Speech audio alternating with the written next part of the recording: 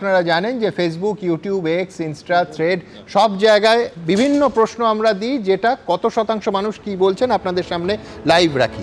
যুব ভারতীতে মেসির অনুষ্ঠানে বিশৃঙ্খলার দায় কার?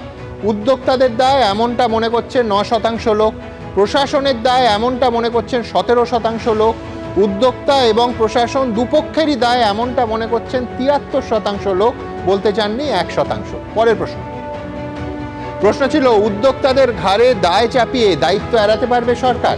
হ্যাঁ, সরকার দায়িত্ব এড়িয়ে যেতে পারবে এমনটা মনে করছেন 12% লোক, এড়াতে পারবে না এমনটা মনে করছেন 87% লোক, বলতে চাননি 1%।